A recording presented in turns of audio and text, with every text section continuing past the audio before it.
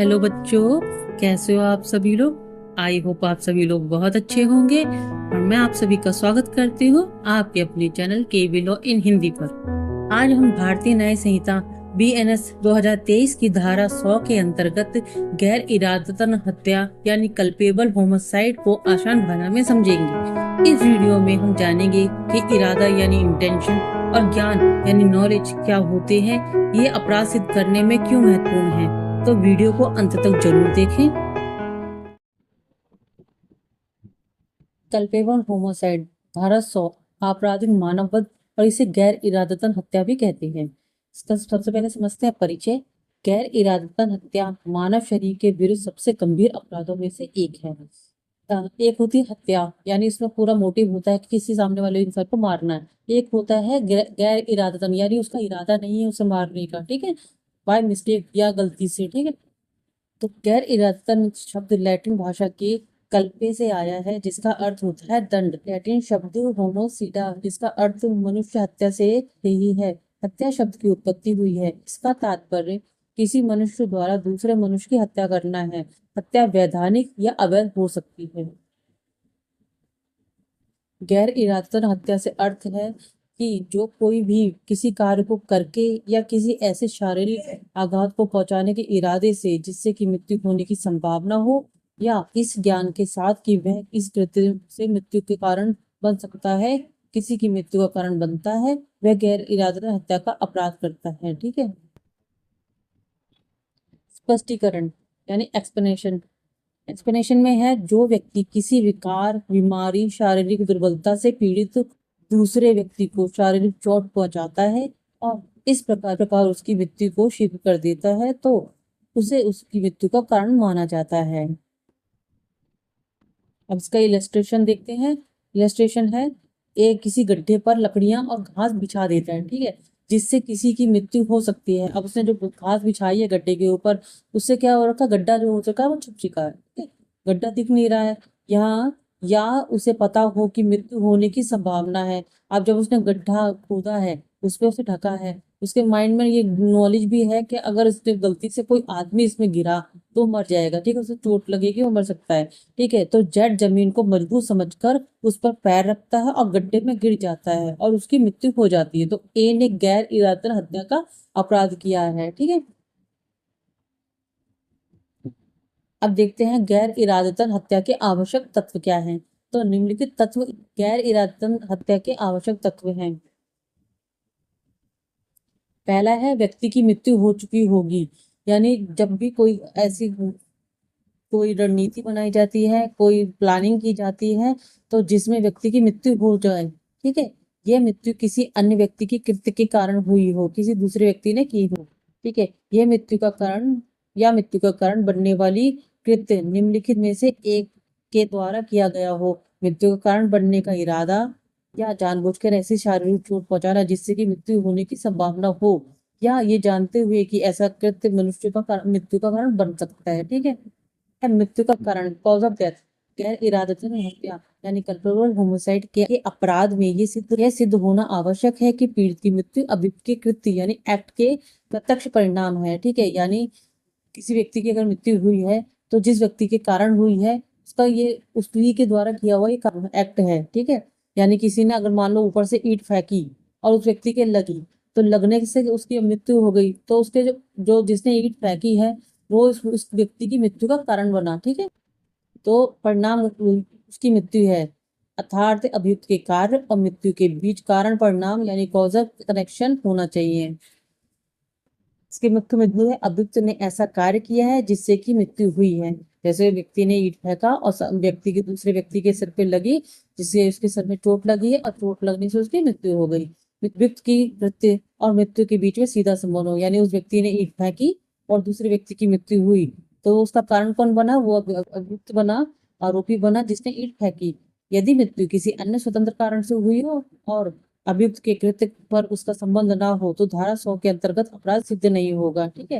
यानी किसी और कारण से, यानी उस व्यक्ति ने ईंट फेंकी लेकिन उस व्यक्ति को नहीं लगी, लेकिन आगे से कोई स्कूटर आ रहा है और उस स्कूटर ने उस व्यक्ति को टक्कर मारी जिससे उसकी मृत्यु हो गई, तो जो दूसरा व्यक्ति है जिसने ईंट फेंकी थी, जो वो पहला व्यक्ति है जिसने ईंट फेंकी थी, उसे उसकी मृत्यु का कारण नहीं माना जाएगा।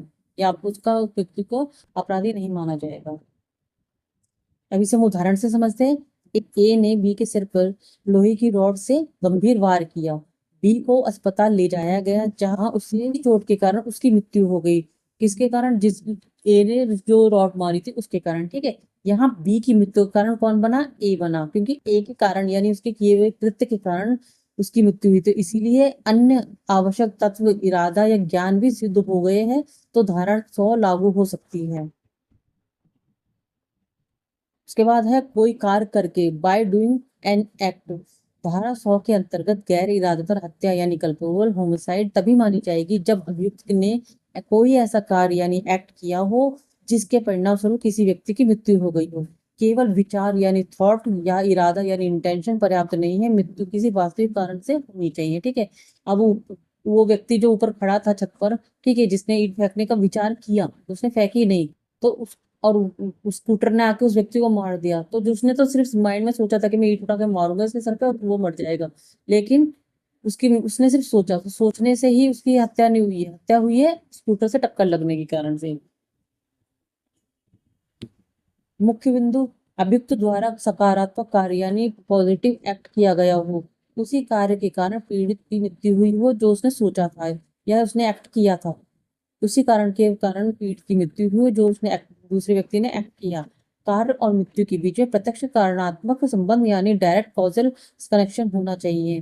केवल योजना बनाना या मन में इरादा रखना बिना कोई कार्य किए धारा 100 के अंतर्गत अपराध नहीं बनता है। यानी सिर्फ सोचना, ठीक है, ये कोई कार्य जो इरादा है यानी उसकी जो इंटेंशन है, बिना इंटेंशन के कोई कार्य किया जाता है।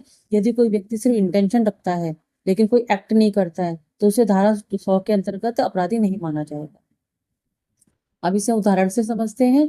ए ने जानबूझकर बी को चाकू मारा जिससे कि बी की मृत्यु हो गई। यहाँ चाकू मारना कोई कार्य करके यानी एक्ट का उदाहरण है। यदि इरादा या ज्ञान भी सिद्ध हो जाए तो धारा 100 के तहत अपराध बन सकता है। फिर बताएगा वो व्यक्ति की उसने क्यों मारा, उसका इरादा उसे चक्कू मारा उसने, तो कोई रीजन होगा ना, जो कोई कारण होगा जिसने उसकी वजह से उसको चक्कू मारा है। ठीक है, तो यहाँ पर ये सिद्ध हो जाएगा कि ए ही अपराधी है। अब देखते हैं अपराधी का मानसिक मानसिक तत्व यानी मेंसीरिया। अब यहाँ यह मेंसीरिया क्या है? तो धारा 100 के अंतर्गत गैर इरादतन हत्या यानी कल्पेबल होमोसाइड सिद्ध करने के लिए केवल मृत्यु होना पर्याप्त नहीं होता। यहाँ यह भी आवश्यक है कि अपराधी के मन में इरादा यानी इंटेंशन और ज्ञान यानी नॉलेज मौजूद हो कि यह अपराध का मानसिक तत्व कहलाता है। इंटेंशन यानी उस व्यक्ति ने सोचा कि मुझे उस दूसरे व्यक्ति को मारना है। ठीक है, अब उसने सिर्फ सोचा है, उसको कोई एक्ट नहीं किया, तो वो सिर्फ मैंसीरिया हुआ। ठीक है, अब उसने मैं सोचने के बाद उसे पता है कि अगर मैं मारूंगा, उसको नॉलेज है पूरी कि मैं उसे मारूंगा तो उसकी मृत्यु होनी होनी है। ठीक है, तो मैंसीरिया है सिर्फ मन में सोचा हुआ। अगर उसने उसको एक्टिव रेस में कर दिया कन्वर्ट, यानी उसने एक्शन ले लिया और उसको एक्ट कर दिया मारने के लिए, उस पर हमला किया और वो मर गया, तो ये हो गया पूरा का पूरा अपराध हो चुका है। ठीक है, यानी उसने अपना एक्शन भी ले लिया है, सोचा भी और उसको एक्शन में भी ले लिया। और सिर्फ अगर उसने सिर्फ मन में सोच के रखा होता तो ये अपराध नहीं होता। इसके बाद है मानसिक तत्व के मुख्य तत्व क्या क्या हैं। तो पहला है मृत्यु कारित करने का इरादा, यानी किसी व्यक्ति को मारने का इंटेंशन रखना। Intention to cause of death यानी मारने की इच्छा रखना। ठीक है, किसी व्यक्ति को मृत्यु करने की। अपराधी का उद्देश्य है पीड़ित की मृत्यु का। सेकंड है ऐसी शारीरिक चोट पहुंचाना का इरादा जिससे कि व्यक्ति की मृत्यु हो जाए, यानी अपराधी ऐसी चोट पहुंचाना चाहता है जिससे कि सामने वाले व्यक्ति की मृत्यु हो जाए। थर्ड है मृत्यु होने का ज्ञान। अब जब किसी व्यक्ति को हम चक्कू मार रहे हैं तो हमें पता है कि चक्कू मारने से वो जिंदा तो बचेगा नहीं, ये भी नहीं हो सकता कि सिर्फ चोट लगे उसको। हो सकता है कि उस चक्कू का वार इतना तेज हो जाए या उसकी क्षमता इतनी ना हो उस चक्कू के वार को बर्दाश्त करने की, वो मर सकता है। ठीक है, तो मृत्यु होने का ज्ञान होना भी अपराधी को ये ज्ञान हो सकती है उसके कार्य से मृत्यु होने की संभावना है, भले ही उसका उद्देश्य मृत्यु कार्य करने का ना हो। अब हम इसे उदाहरण से समझते हैं। ए ने बी के सिर पर भारी रॉड से वार किया। ए को पता था कि ऐसा वार मृत्यु का कारण भी बन सकता है, तो यदि बी की मृत्यु हो जाती है, ए को ज्ञान यानी नॉलेज है और यह इरादा धारा 100 के अंतर्गत मानसिक तत्व को सिद्ध कर सकता है कि उसका पूरी इंटेंशन थी उस व्यक्ति को मारने की। भारतीय न्याय संहिता 2023 की धारा 101 के अपवादों के अंतर्गत गैर इरादतन हत्या। बीएनएस की धारा 101 के अनुसार हत्या के अपराध के अपवाद भी निम्नलिखित हैं। एक, गंभीर और अचानक उकसावा। धारा 101 का अपवाद है गंभीर और अचानक उकसावे के अपवाद को शामिल करता है। गंभीर और अचानक उकसावे के कारण आत्मनियंत्रण की शक्ति से वंचित होने पर उकसाने वाले व्यक्ति की मृत्यु हो जाती है या गलती या दुर्घटना से किसी व्यक्ति की मृत्यु हो जाती है तो इस अपवाद को 3 प्रावधान दिए गए हैं। पहला है, पहली शर्त में ये उल्लेख किया गया है कि उकसावा अपराधी द्वारा स्वेच्छा से नहीं किया गया।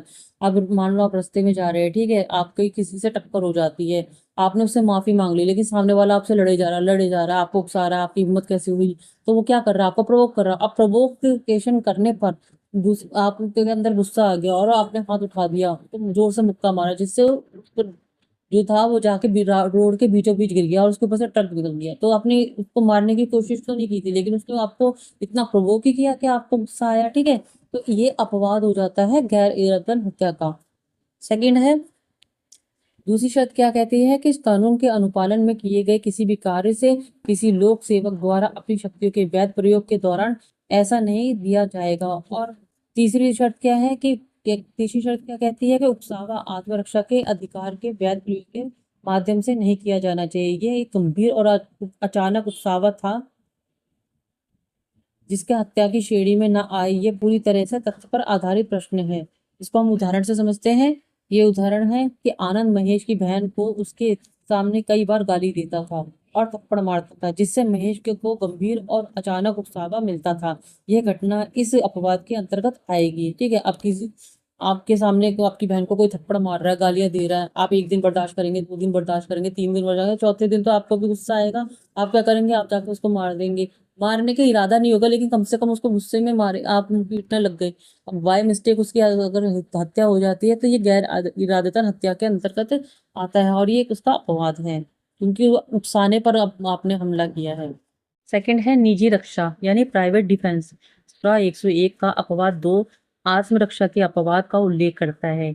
इसमें सद्भावना पूर्वक शरीर या संपत्ति की आत्मरक्षा के अधिकार का प्रयोग करना और कानून द्वारा प्रदत्त शक्ति से अधिक का प्रयोग करना शामिल होता है, ठीक है। यानी कभी कोई आपके ऊपर हमला कर रहा है, अब आपको लगता है कि इसके हमले से आपकी जान चली जाएगी, तो आप सेल्फ डिफेंस में क्या करेंगे, उसको मारेंगे अपने आप को प्रोटेक्ट करने के लिए। अगर आपने उसे नहीं मारा तो वो आपको मार देगा, तो ये एक सेल्फ डिफेंस का अपवाद बन जाता है।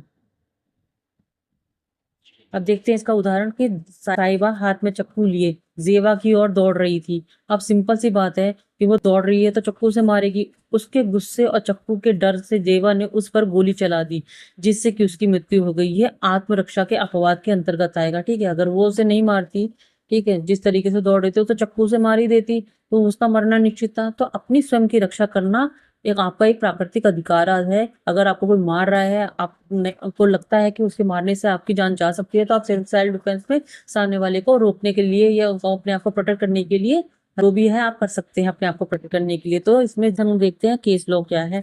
तो केस लॉ है दखी सिंह बनाम उत्तर प्रदेश राज्य 1955 के मामले में रेलवे सुरक्षा बल के कांस्टेबल ने चोर को पकड़ने के प्रयास में भागते समय उस पर गोली चलाई, जिसके परिणाम स्वरूप उसकी मृत्यु हो गई। हालांकि इस अपवाद के तहत कांस्टेबल का संरक्षण दिया गया और उस पर गैर इरादतन हत्या का मामला दर्ज किया गया था, ठीक है। तो आई होप आपको आज का ये कल्पेबल होमोसाइड का टॉपिक जो था वो समझ में आया होगा। तो सिंपल सी बात है कि आपका जब इरादा किसी को ना मारने का हो, लेकिन कुछ ऐसी परिस्थितियां बन जाती हैं कि जब आपको आप स्वयं की रक्षा करनी हो या किसी दूसरे को बचाना हो, ठीक है, तो आपको वो हत्या हो जाए बाय मिस्टेक, तो वो गैर इरादतन हत्या हो जाती है, जो कि बीएनएस की धारा 100 के अंतर्गत आती है, ठीक है। तो अगर आपको मेरा पढ़ाया हुआ समझ आया हो, तो आप मेरे चैनल को लाइक कर सकते हैं, सब्सक्राइब कर सकते हैं और अपने दोस्तों का शेयर कर सकते हैं। मिलते हैं ऐसे ही बहुत ही इंपॉर्टेंट और महत्वपूर्ण टॉपिक के साथ में। तब तक के लिए राधे राधे।